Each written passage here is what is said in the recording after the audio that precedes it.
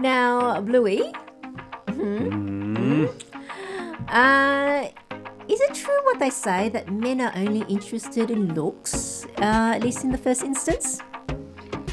Only interested in looks? Yeah, you know, it's a big thing. I mean, men are visual creatures and that sort of thing. Yeah, that's why you have lots of old men with hot young things on their arms. Lots of wealthy old men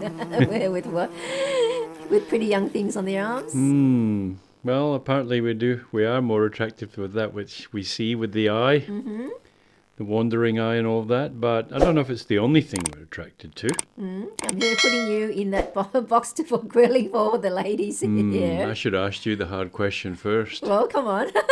I'm the host. I So get first. what else do men find attractive in someone? Well, come on. Yeah, it's a looks thing. There's lots of things. There's a lot of things that can make someone attractive to another person. So there's facial symmetry. I think that's a big thing. Okay, I think that's a big thing. Their science, they're really on with symmetry. But then the flip side, it doesn't always work. I said one side, yeah. They usually, I think that I saw it once where someone's face and they split it in half and they doubled one side. That sounds painful. On the computer. Flipped it and that sounds good. But when they flip the other side, it looks ugly. Because you know your face is never quite exactly symmetrical. Two sides to every coin or something? Yeah, something like that. But asymmetry can't be the only thing. No. Well, there's also personal grooming, personal hygiene. People find that attractive. You know, somebody's well groomed. Confidence, self-assurance. Yeah. So some people find that attractive. Of course, confidence is a big thing. Intelligence is a big thing. Yes. You know, you can be really attracted to someone because they're highly intelligent. They might look like a drop meat pie, but they might be very, very highly intelligent. Is that enough to overcome men's version thing with the looks? Yeah, as far as men, if men see a highly intelligent woman, I suppose if it's... She happens to look plain looking. Yeah, if it's riveting conversation and you're into the same things and she's really highly intelligent... And then so you look past and the looks kind of like don't... I think the thing about looks is it gets you to the initial stage. Yeah. Yeah, so it gets you in the door sort of thing. Then your other qualities can shine. I guess, you know, an analogy I can think of... It's the initial attraction, isn't it? I guess it's and then after... Yeah, it's kind of like the book's cover. You might be attracted to the cover, then you want to read it. Yeah. Yeah, it makes you want to read pick up the book and read. Yeah. So I guess the analogy that is so. And there's height. Height is another one. Attractive perceived dominance. Prominent cheekbones. Yeah, that's on a woman that's attractive. Well, I wouldn't think, not for a bloke.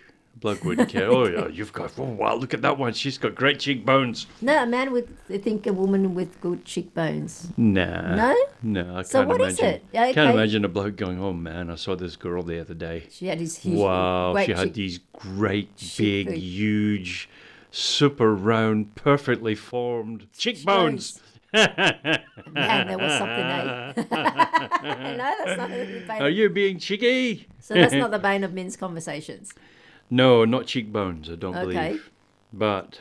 Okay, you want to elaborate? And there's also style, you know, it's attractive. Like if you go to a play, I remember being in New York once and then meeting these people and they had such style. And it was like, wow, that was super attractive. Healthy habits is an attractive thing for some people. Yeah. You know, if some people, I don't know. Humor. Is humor the most attractive thing of all? Is it? I mean, there's an old saying that with guys: once you get a girl to laugh, you can kiss them, and then once you can kiss them, I don't know. Let's stop right there. No, yeah. Humor is it attractive? Well, you keep hearing it's very cliche. Oh, I want someone that's humorous. Very cliche, you know. One of the cliche people think, oh, great sense of humor, but then hang on, if humor is that important. Wouldn't comedians be in great demand then? It's not the case, is it? Well, I don't know. Sometimes they don't seem to be lacking. Well, it wouldn't be, not as great to man as, say, sports stars. And a lot of the So, times that a lot of comedians just say the same thing over and over and over again. Like, They're a different style. Like they're on a broken record. They have a set. They have a certain style that they do. Well, they have a set that they go on with. Yeah. And they practice the set, like, over and over again. So if you go to one concert, you go to the same one the next day. It's the same thing. Yeah, and so this is the one thing, because I hear a lot of women parroting this as well, saying one of tall, dark, handsome, great sense of humor. So to me, that humor is just overdone and overrated. And so forth. It does give an indication of certain level of intelligence. Yeah, it does. You've got to be intelligent to have humor in some way. Yeah, but people are not thinking of the humor as a consequence of intelligence. No, I think it's more so it's like easygoing. I think it's like if someone's laughing, you know that they're not uptight. They're not usually a psychopath. You know. Or wouldn't it be because there's not lots of we say well, sociopaths. somebody's having a big laugh and they're really happy, sort of thing. Yeah, so I'm saying lots of sociopaths. I mean, are very great. Socially, I mean, function socially well, but boy, they do have some agenda behind them. Sociopaths, and that's what I'm talking about. Yeah.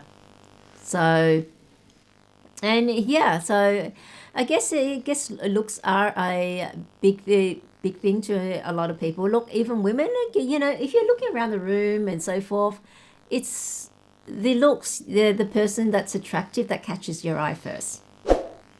And then makes you want to go and speak to them, or wish they'll come over and talk to you, or you kind of like make eyes at them, kind of thing. Yeah. Well, come on.